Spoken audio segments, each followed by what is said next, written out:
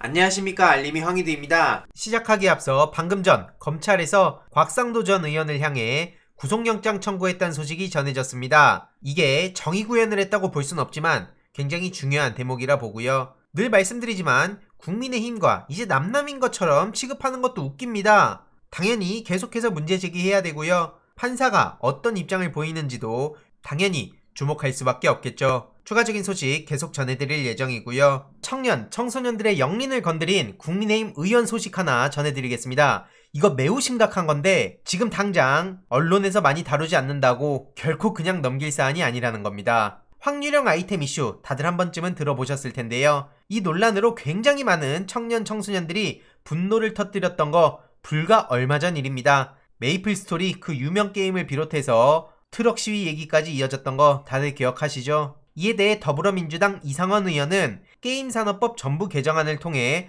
확률형 아이템 법적 규제에 나섰는데요. 이상원 의원은 이전부터 e스포츠 관련 법안에 꾸준히 목소리를 내오신 분입니다. 그럼 문제가 뭐냐? 문제는 앞서 보신 국민의힘 이용 의원이 최근 게임산업법 전부 개정안을 발의했는데 정작 확률형 아이템 규제 내용은 빠져있고 자율 규제로 방향을 틀었다는 겁니다. 이 왼쪽에 보이는 게 민주당 이상원 의원 아니고 오른쪽 게 국민의힘 이용 의원 아닌데요. 국민의힘 이용 의원의 안은 게임업계의 입장에 딱 맞는 그간 수차례 이용자들을 기망하고도 별다른 개선 의지를 보이지 않은 그런 게임사들을 전적으로 대변하는 법안입니다. 자율규제가 실효성이 없다. 이런 사실은 대다수 청년, 청소년들이 다 알고 있죠. 애초에 자율규제가 됐다면 여기까지 왔겠습니까? 더 심각한 건 확률형 아이템 법적 규제를 의무화하는 민주당 이상원 의원 안이 12월 공청회를 앞두고 있었는데 이 시기에 게임사에게 모든 이용자 보호를 맡기는 이용 의원 안이 나오면서 그 두 법안이 동등한 위치에서 공청회와 상임위원회 심사를 거치게 된다는 겁니다. 다들 아시겠지만 상임위원회 심사 과정에서도 같은 당 동료 의원이 낸 법을 직접 반대할 가능성은 매우 낮죠. 그래서 국민의힘은 게임사들만 이익을 보는 자율규제 법제화에 찬성할 가능성이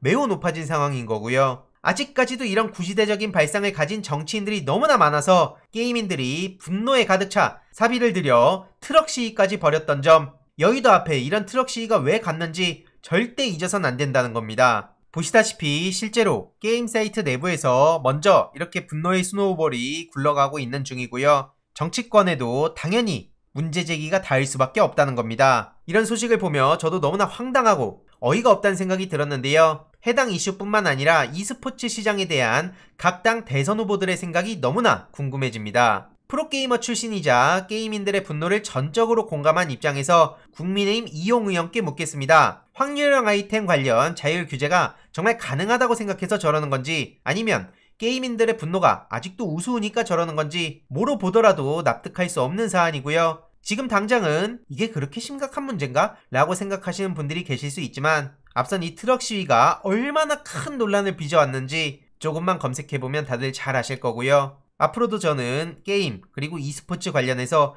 계속해서 목소리를 내고 민주당에서도 해당 이슈를 즉각 대응할 수 있도록 젊은 층들과도 보다 적극적으로 소통해 나갈 예정입니다. 윤석열 씨가 e스포츠 관련해서 뭐 알겠습니까? 지금 삼국지 읽었냐? 이 질문에 대해서 닥터집하고 얘기해서 또 제대로 망신당하지 않았습니까? 이게 오죽하면 언론 보도까지 나올 지경이었는데요. 당연합니다. 삼국지에서 좋아하는 인물이 있냐? 이런 질문을 하니까 닥터지바고가 웬 말입니까? 참 진짜. 아니 안 읽었으면 안 읽었다. 모르면 모른다. 본인이 잘하는 거 있지 않습니까? 차라리 기억이 안 난다고 하든가. 도대체 이게 뭐 하는 거냐는 겁니다. 당연히 이를 두고 동문서답한다. 인문학적 소양이 의심된다. 이런 비판의 목소리들이 나오고 있는데 개인적으로 저는 과거의 삼국지에서 제갈량 같은 머리 좋은 사람, 브레인들을 굉장히 좋아했던 기억이 납니다. 그런데 솔직히 말해서 삼국지 안 읽을 수도 있죠. 이걸 가지고 인문학적 소양이 부족하다, 무식하다 이런 식으로 얘기하고 싶은 생각은 없습니다. 다만 윤석열이 여태까지 쌓아온 게 있으니 이렇게 많은 비판을 받는 거겠죠. 최근 딸 특혜 채용 논란에 휩싸여서 재판 중인 김성태 씨가 선대위에 합류했던 점에 대해서도 아직까지도 발뺌을 하고 있다는 것도 매우 심각한 겁니다. 내가 그 사건을 맡았던 것도 아니고 이들의 논리대로면 문재인 정부와 민주당에 본인들이 비난할 수 있는 거 과연 얼마나 될까요? 해당 소식이 전해지자 많은 시민들은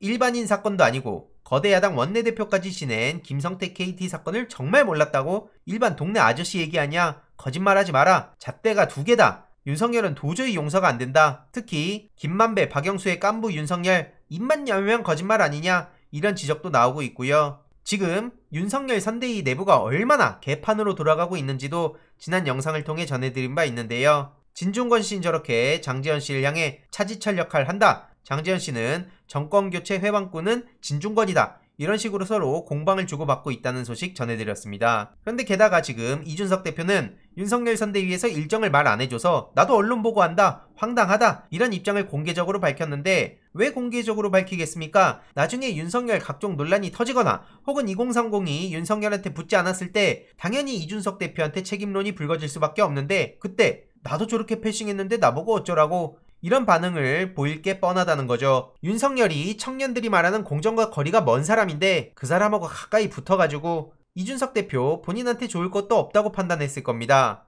그리고 이수정 교수 영입에 대해서도 국민의힘 방향성과 일치하는지 의문이 강하게 든다라며 반대 입장을 거듭 밝히기도 했었는데요. 그럼 뭐합니까? 결국에 윤석열 공동선대위원장으로 이수정 교수가 합류했다는 소식이 전해졌죠. 그래서 국민의힘을 지지하는 2030 남성 청년들이 발칵 뒤집힌 상황이고요. 이수정뿐만 아니라 김기현, 김도읍, 조경태 이 리스트들을 보면 아시다시피 도대체 윤석열 선대위는 무슨 기준으로 뽑힌 건가 싶은 생각들이 정말 많이 드실 겁니다. 특히 윤석열 씨는 청년 프렌들리 정부가 될 거다 이런 얘기를 하면서 청년들의 도전 정신을 국정운영 동력으로 삼겠다고 강조했는데 택도 없는 소리죠. 애초에 윤석열 씨가 2030 남성들로부터 많은 비판을 받는 이유 중에 하나가 이준석 대표를 대놓고 무시한다. 어떻게 저런 꼰대가 다 있냐. 이런 지적에서부터 나온 거 아니겠습니까? 결국엔 저렇게 오바를 하다가 또 실언 논란에 휩싸이기도 했죠. 기성세대를 두고 머리도 안 좋은 기성세대다. 이렇게 표현하면서 청년층을 띄우려다 기성세대를 저렇게 후려쳐버린 건데요. 에휴,